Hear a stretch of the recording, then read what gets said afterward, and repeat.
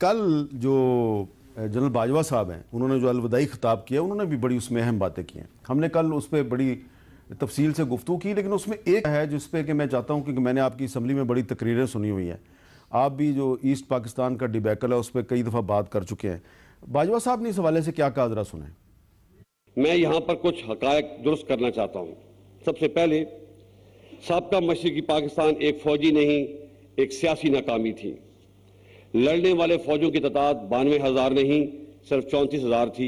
बाकी लोग मुख्तलिफ गवर्नमेंट के डिपार्टमेंट्स में थे और इन 34,000 लोगों का मुकाबला 2.5 lakh Indian army, 2 lakh trend मुक्ति बैनी।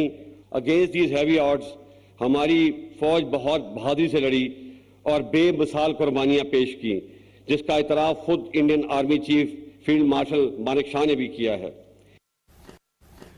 लेकिन अगर पाकिस्तान में कुछ लोग ये कहते हैं कि मशरकी पाकिस्तान में जो हुआ वो फौजी शिकस्त है, तो कुछ लोग ये भी कहते हैं कि नहीं, ये तो पाकिस्तान तो सियासतदानों ने तोड़ दिया, और ख़ास तौर पे इसमें जुल्फ़िकार अली भुट्टो साहब का नाम आता रहा है। इस हवाले से साबका वज़ीर-ए-आज़म मोहतरमा बेनज़ीर भुट्टो का क्या मौक़िफ़ है? अच्छा, अब मैं बहुत से क्लिप आपको सुनवा सकता हूँ, जनरल न्याजी का भी सुनवा सकता हूँ, लेकिन खाए साहब, ये जो बाजवा साहब ने कहा कि ये फौजी शिकस्त नहीं थी, ये एक सियासी शिकस्त थी, बतौर एक सियासतदान के मैं एक्सप्लेन करता हूँ जो बाजवा साहब ने कहा, मैं एक्सप्लेन करता हूँ। देखें मीर साहब, हमारी फ़ौज जो है बड़ी बहादुरी से लड़ी। उस फौज में ज़्यादातर वो लोग थे जो बंगाली थे, वो तो डिज़र्ट कर चुके हुए थे। जो ईस्ट पाकिस्तान राइफल्स और दूसरी जो वहाँ पे यूनिटें थी, या फ़ौज जो थी, या नीम फौजी जो वहाँ पे हमारे थे, वो डिज़र्ट कर चुकी थी। 1,000 या 1,100 मील दूर जो है हमारा फ़ौजी जो है वहाँ पे लड़ रहा था, और बड़े नामसाइद हालात में लड़ रहा था। वो बड़ी बहादुरी के साथ लड़े। वहाँ पे जो शहदा हुए उनके कब्रों का निशान भी नहीं है, कहाँ पे हैं कहाँ पे नहीं है कोई। बेशुमार जो है सिविलियन वहाँ पे शहीद हुए इन सारे मसाइल में। तो मैं मैं बिल्कुल सही बात कहूँगा कि ये फ़ौजी शिकस्त नहीं थी, कतई तौर पे फ़ौजी शिकस्त नहीं थी। मैं इस बात को तस्लीम करता हूँ, और रिकॉर्ड भी ये कहता है कि हमारी फ़ौज बड़ी बहादुरी से लड़ी। लेकिन उस वक़्त हुक्मरान जो थे वो सियासत में थे, बावर्दी हुक्मरान जो थे वो सियासत कर रहे थे। सदर जो था उसने 2 साल या 2.5 साल पहले टेक ओवर किया था अयूब खान से, एक और फौजी हुक्मरान से, फील्ड मार्शल से उन्होंने टेक ओवर किया हुआ था। सो 58 से लेके 71 तक जो है स्ट्रेट जो है फौज जो है हुक्मरानी कर रही थी, तो फौज सियासत में थी। और जनरल गुलाम उमर जो है उसके ज़रिए याह्या खान ने सियासतदानों में पैसे भी बांटे।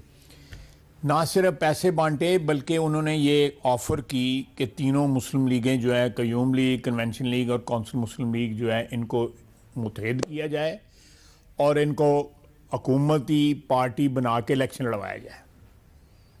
मैं ज़ाती तौर पे इसका जानता हूँ, ज़ाती तौर पे मैं कोई सुनी सुनाई बात नहीं कर रहा। और वो ना हुआ, तजर्बा नाकाम हुआ, क्योंकि उस नेगोशिएशन में कोई पार्टिसिपेंट्स थे जिन्होंने ये कह दिया कि जी हमें ये क्या कहते हैं, खुफिया या अंडर हैंड किस्म की डील जो है मंजूर नहीं है, हम खुल के इलेक्शन लड़ेंगे, जो अल्लाह को मंजूर होगा हमें वो रिजल्ट मिल जाएगा। तो इसलिए मैं कहूँगा कि फ़ौज जो है वो एक्टिवली सियासत में थी। ये तफरीक ख़त्म हो चुकी थी कि फ़ौजी कौन है। मैं लीडरशिप की बात कर रहा हूँ, मैं सोल्जर्स की बात नहीं कर रहा, ऑफिसर्स की बात नहीं कर रहा, लीडरशिप की बात ना। आपने जनरल गुलाम उमर का नाम लिया, जनरल हमीद थे, SCM पीरज़ादा थे, ये याह्या खान ख़ुद थे, और भी जनरलों के नाम लिए जा सकते हैं जो इस डिबेकल में बसीयत सियासतदान जो है, बावर्दी सियासतदान जो है वो उस वक़्त शामिल थे सारी ट्रेजिडी। तो फौजी लेकिन आम फौजी ने बड़ी दिलेरी के साथ, पूरी कमिटमेंट के साथ जो है ईस्टर्न फ्रंट पे भी, मशरकी पाकिस्तान में भी और मगरबी पाकिस्तान में भी जो है वो मुल्क का जो है दफा किया और अपनी जानें कुर्बान की उसके लिए। तो इस लिहाज से मैं समझता हूं कि उस वक्त की लीडरशिप ने उनको भी लेट डाउन किया। जो लोग जो लड़ रहे थे दोनों, मेजर अकरम शहीद हुए ईस्ट पाकिस्तान में, निशाने हैदर मिला उनको मिला। क्या मेरा मतलब है उनका निशाने हैदर ही है ना, बहुत बड़ा अवार्ड है इसमें, बहुत बड़ा। मेजर शबीर शरीफ जो है वो इधर लड़े वेस्टर्न बॉर्डर पे, उनको भी निशाने और फिर ये बिल्कुल बात जनरल बाजवा ने सही कही है कि 93,000 टोटल कैदी था, जिसमें सिविल सर्वेंट्स थे और सिविलियंस थे। 34,000 हमारी फ़ौज थी, 2-2.5 लाख के मुकाबले में लड़ी थी। एयर कवर ख़त्म हो चुका हुआ था, हमारे पास आर्मर नहीं थी, लेकिन फिर भी लोग लाए और अभी भी जज्बा था। और वहाँ से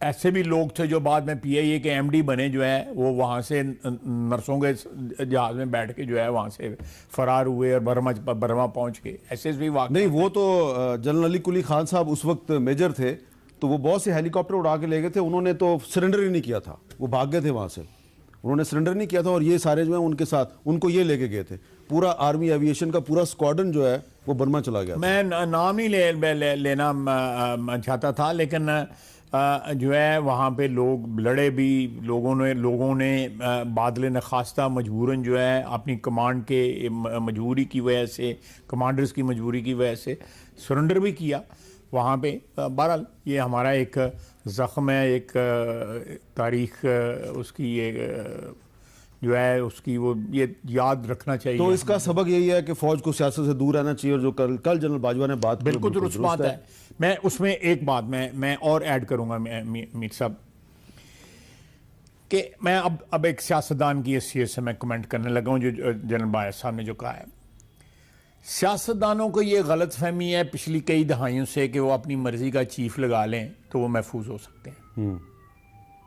नहीं महफूज हो सकते, क्योंकि चीफ जो है उसकी लॉयल्टी जो है वो पाकिस्तान के साथ और पाकिस्तान के आइन के साथ है। बिल्कुल ठीक है, पाकिस्तान के आइन के साथ रहनी चाहिए। वो अल्लाह करे, अल्लाह करे। नहीं, मैं ये एक चीज है, लिखी बड़ी चीज है ना। तो अगर एक इंडिविजुअल कहेगा कि मेरी सियासत के साथ उसकी कमिटमेंट होगी तो ये उसकी भूल है। ये अगर ये एक, मैं समझता हूँ ये दावत गुनाह है ना। ये चीज जो है सियासतदानों को अपने ज़हन से जो है वो महव करनी चाहिए, और ये वो हदूद और क़यूद जो हैं उनको रिस्पेक्ट करते हुए, उन लिमिटेशंस को रिस्पेक्ट करते हुए जो आइन ने ले डाउन की है। सारी पार्टीज़ इन्वॉल्व जो हैं, सियासतदान भी, फ़ौज भी, अदलिया भी, एग्जीक्यूटिव जो हमारी ब्यूरोक्रेसी है, आप भी, मीडिया भी, ये सारों के लिमिट्स का तयन हुआ है।